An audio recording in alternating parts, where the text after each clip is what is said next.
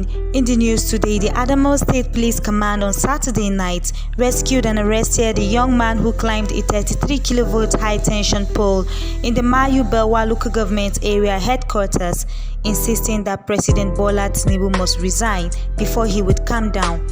Meanwhile, with Nigerians' 64th Independence Day just hours away, tensions are rising as fresh nationwide protests are set to occur on October 1st. This follows the End Bad Governance demonstrations in August, where thousands of Nigerians demanded reforms and relief amid. So guys, it is October 1st tomorrow, and the long-announced protest is going to be holding.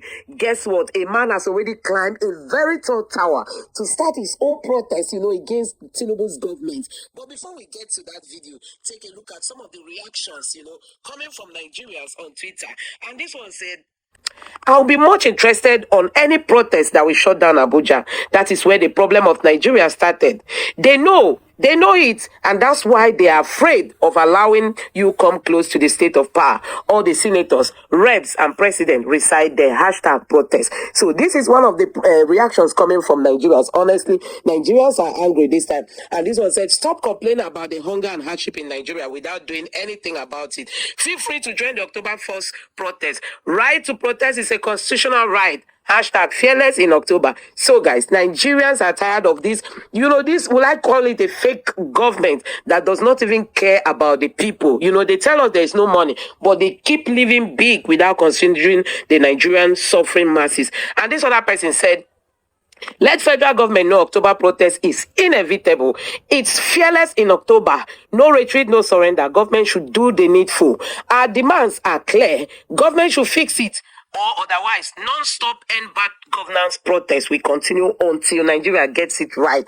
Hashtag end bad governance in Nigeria. Hey, my God, Nigerians, it don't happen again. Another protest rocking Nigeria from tomorrow. If you know you are not satisfied with what is happening in this country, it's time for you to come out and express your dissatisfaction with this kind of government that have proven that they don't have clue as to how to address our issues, our challenges in this country. And this other person tweeted again and said, I don't know how you people cope with expenses and your income. Come out and protest en masse on October 1st. Demand your right. Fearless in October hashtag. So guys, honestly, these people are not happy with what is happening in this country. And guess what? They are saying that there is no good bad governance, which was in August. And it was organized in order to express their dissatisfaction with the high cost of living, electoral issues, insecurity, among others. And as you also mentioned, this second one, which is tagged Fearless October 1, it was organized by the protesters on account of the fact that the previous demands were not met. So what they are saying is that they're going to hold this at the Eagle Square, which is the same location of the Independence Anniversary celebrations. Now, that could be chaotic and problematic, especially if it's not handled properly. The theme of this protest, Fearless October 1, says it all. It says that they are not going to be intimidated or shut down by the government, even when over 1,000 people from the first protest are still being held by the government. Many of them are waiting trial, and this is something that it seems unbelievable to many people. I think after this, the conversation will be, what impact have these protests had? For the first one, I think that from the beginning, they did not anticipate how far the government was willing to go to infiltrate the groups, to divide them, make promises to some, present gifts to others. So it watered down that protest. And so what potentially could have been powerful was not at the end of the day. For this particular one, it's yet to be seen, but it raises the prospect of another clash with the federal government, because as we have seen, this government is not one that will lie down, and not fight against any protest. I mean, it will stop at nothing to diffuse the challenge to its authority, and that's what we have been seeing. Well, that is expected, but it is the way that you try to stop it that becomes a problem in a democracy. What Rujat was said there, I was listening to him, the Deputy Governor of Bayelsa State, is motivational, is interesting. Yeah, dark before the light, silver lining in the cloud. All those are interesting. But then when you're not seeing the picture from what is happening here, that's what the problem is. They're protesting for one, hunger in the land, rising of hunger, rising cost of hunger, insecurity, government's wastefulness, electoral reforms, human capital development. The question to ask is, has any of these issues been addressed? And when people like the former President Abubakar, Abdulsalam and some others, it's not a political thing. So it is what the government is doing. Perception is key. What's your sense? I mean, you're right. And the general view is that the government continues to kick the can down the road, especially when it comes to big issues like tremendous waste in government, over-bloated government, and insecurity, and the cost of transportation. You know, that affects the bottom line and has had a huge effect on everything that we're talking about. But we have not seen a change on this particular issue. They had asked that the price of petrol be reversed downwards, at least to what it was before the government came into power. We haven't seen any change to that. Instead, petrol is, you know, in some places over 1,300 naira today. You know, that has astronomical effect on the cost of life today in Nigeria. And then there are still coups. I mean, quickly, let's just talk about the role of the security agencies. Across Abuja, I've seen, I don't know if you have, Dr. Ikuku and Indy, I've seen extensive security measures being taken across Abuja. They've stationed since Saturday and Sunday and this morning as well, especially around the Eagle Square. What are the roles of the security agencies in this protest? Because to me, it seems like a scare tactic. If someone wants to go and protest and they're seeing guns mounting everywhere, you might want to stay at home, Dr. Ikuku. Well, normally in a protest, in a democratic setting, you should inform, you know, by law here in Nigeria, you should inform the authorities, and they would actually provide protection to the protesters, you know.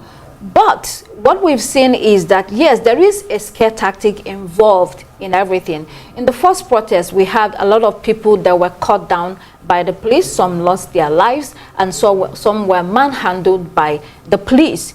You know, the police are carrying out the instructions of the Inspector General of Police, who is the one in charge of security in the whole of the country. And so what we're seeing is that the government is not so much interested in protests, although it says, the Minister of Information and Communication has severally said that Nigerians have the right to come out to the streets to demonstrate and express, you know, whatever they feel regarding what's going on in the country.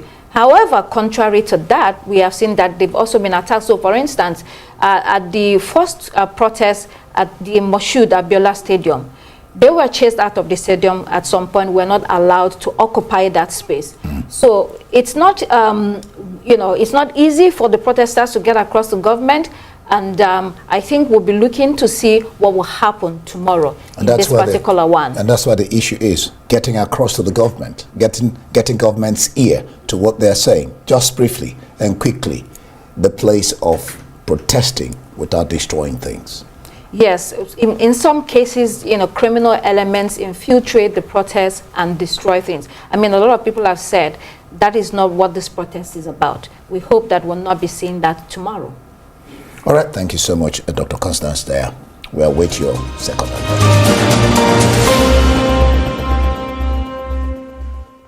Going back to this protest, and this other one says, anyway, fearless in October protest, loading again.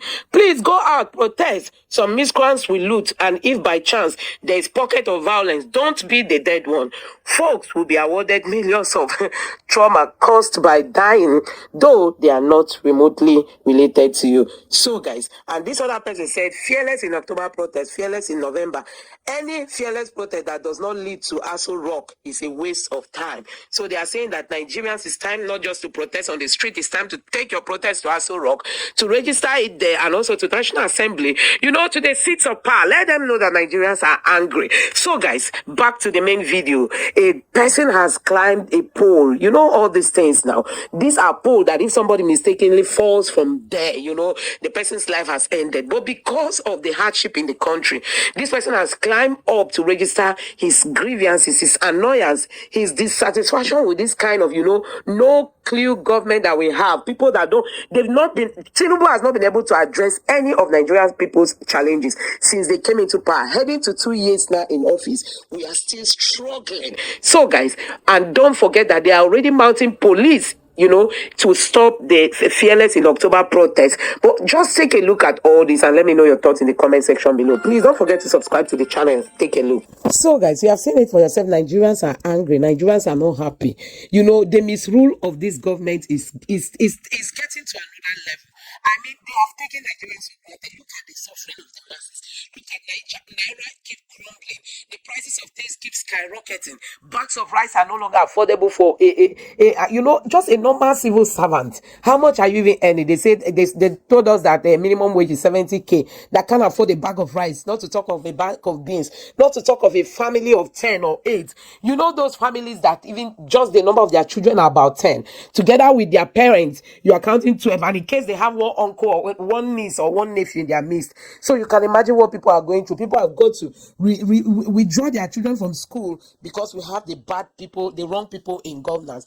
Anyway, all the blames go to INEC and the judiciary. They sold the mandate to the highest bidder. Now everybody is suffering it, and that's why we all have to keep speaking up.